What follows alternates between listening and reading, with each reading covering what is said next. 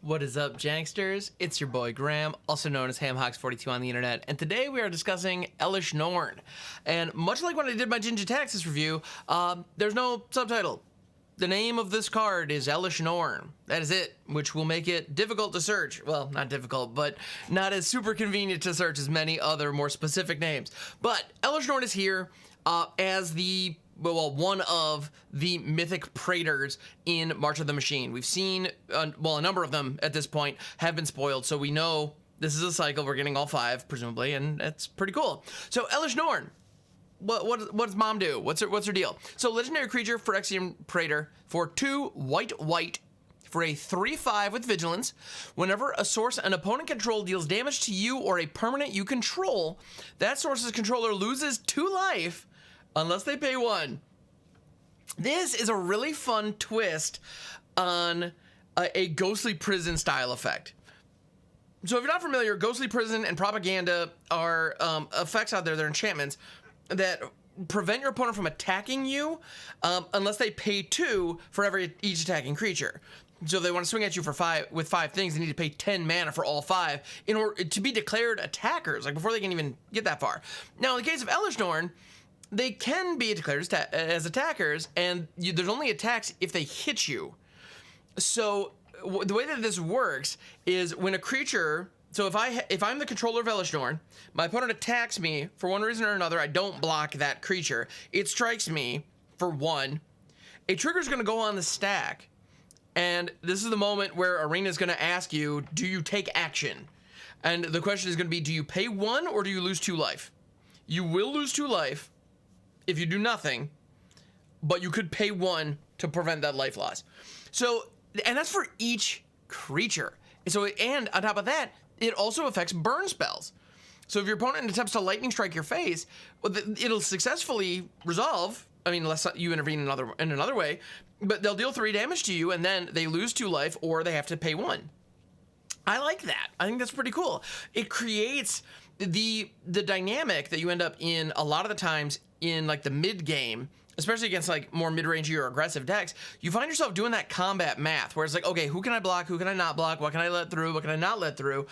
And this puts the aggressor in a weird position where they have to ask themselves, okay, if I do attack with all these, do I want them to hit?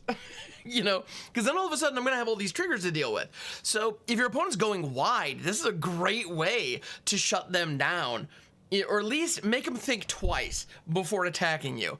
I think that's really cool. Like, that effect is really, really neat. And it fits the white taxing theme really, really well. So I gotta say, that's actually really cool. That's a cool design, and I dig it very, very much. Now, of note, if I'm the attacker and I attack in and I deal lethal combat damage, my opponent, the defender, the owner of Elesh Norn in this scenario, is dead before those triggers go on the stack.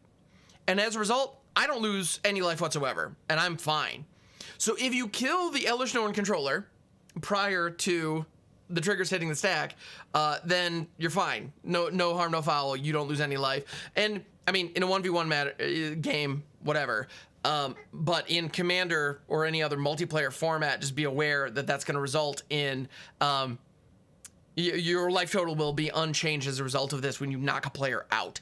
So that just by how the timing works. So just be aware of that. But believe it or not, so that is all kind of great, actually. So as a 3/5 for 4 with vigilance and that ability, I'm already kind of in. Like, this card is pretty cool.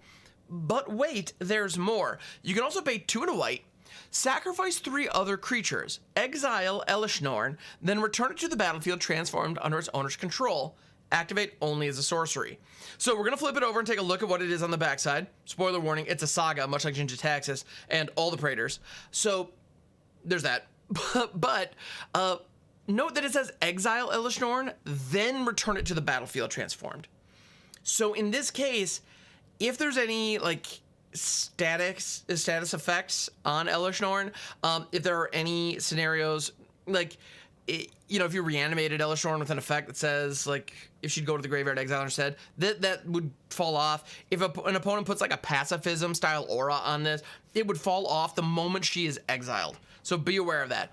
And then she comes back into play in much the same way that the Kamigawa Flip sagas did, as the backside, which in this case we're going the opposite direction. We're going creature to saga, which is kind of fun. And she flips into the Ardent Etchings. No, Argent. Argent, not Ardent. Sorry, the Argent Etchings. I love this. So, I don't know. There's an air of reverence to that, which I think is fitting, given what Elesh Norn was always talking about, and in the end did a pretty lousy job of embodying. But anyway, Chapter 1. Incubate 2 5 times. Then transform all incubator tokens you control. So, the incubate mechanic is one where you create an incubator token with a certain number of +1/+1 counters on it, equal to the number associated with that activation. So in this case, we incubate 2 5 times, meaning we create 5 incubator tokens, each of which having 2 +1/+1 counters on it. Those are just artifacts. There's artifact tokens. They're not creatures until they transform, because they transform into 0/0 Phyrexians.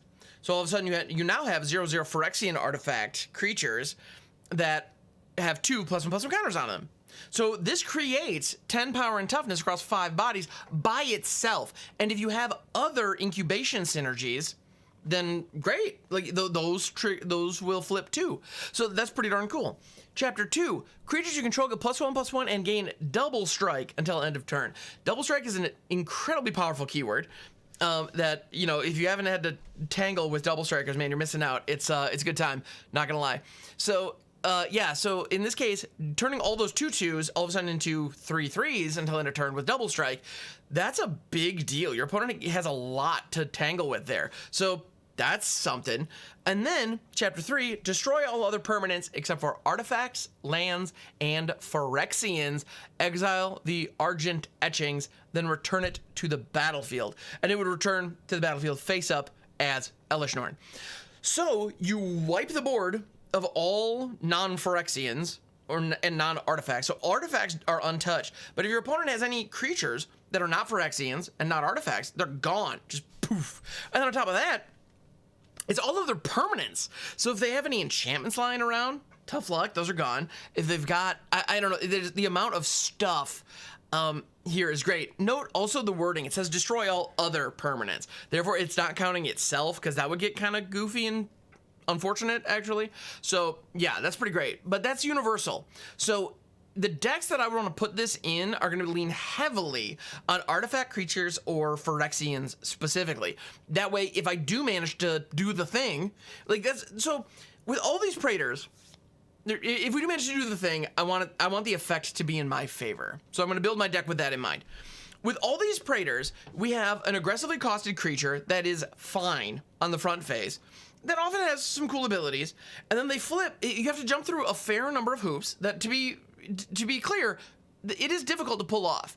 I think all the flips on all of them, with the possible exception of Vorinclex, maybe, are kind of difficult to pull off. You have to build your deck in a way to make it happen. And, you know, in the case of Elesh Norn, you have to have 3 other creatures online. Anybody who's tried to leverage Mondrak's indestructible counter, you know that, like, it's tough to have that many creatures lying around, especially in current, like, Standard or Explorer. Like, those formats are very aggressive, and there's a lot of removal. Like, there's just a ton. So having enough creatures online at any time to take advantage of an effect like that is difficult. So be aware of that. It is. So, but you can do it. And if you do, then you're going to get a very powerful saga, which is the case for all the Praetors. Like, the sagas are all fantastic. Like, if you gave me this saga as like a 5 or 6 drop, I would run it and be very happy. So it being on a 4 drop with some hoops that I need to jump through for a total mana investment of 7 plus 3 other creatures, that's not bad. Like, I think that's a fair rate for what you're getting, because this saga is very powerful. Like, it gives you a huge board. It gives you an overrun effect for said huge board, and then it wipes the board of everything but your huge board. Like, that seems strong to me. So I think Elesh Norn is pretty darn good. It also combos nicely with the other versions of Elesh Norn. Well, actually, it's funny. This Elesh Norn and the Mother of Machines version of Elesh Norn do not have any direct synergy with one another. This one is a 4 drop, and Mother of Machines is a 5 drop. So they could like go in the same deck and curve into each other nicely. So that's real, and they're both, high toughness creatures with vigilance. So, it can do good work in the same deck potentially, depending on what else you have going on. But they don't directly synergize with one another. This Elesh Norn doesn't have any end of the battlefield triggers. And note, I have done, discussed this in the past. The Saga entering does not trigger. It's not considered an ETB. Saga's entering a trigger off of the Chapter 1 counter being put on it. So as a result, Elesh Norn doesn't double that effect. So, or Mother Machines, I should say, does not double that effect. So they don't really synergize perfectly with each other, although Mother Machines is a Phyrexian and therefore will not get destroyed by Chapter 3 of Argent Etchings. Also, though, in Standard, that third ability is much weaker than it would be in, say, Commander. Or older formats if this was playable in them, because the card pool is relatively small by virtue of just the way Standard works.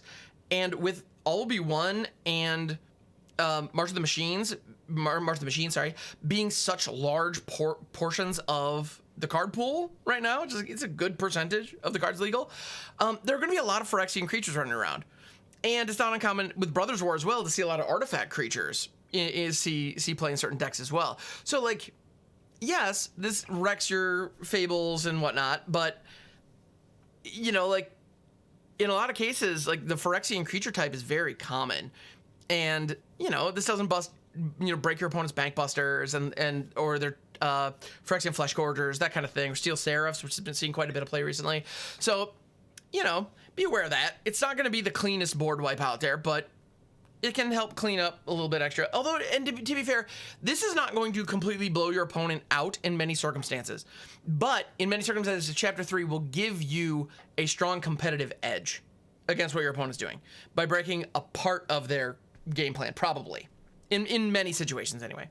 So, yeah, bottom line, I think Elesh Norn is actually quite strong in a kind of weird build-around kind of capacity. This doesn't look to me like a particularly strong card that's going to see a ton of play, but I could be wrong on that.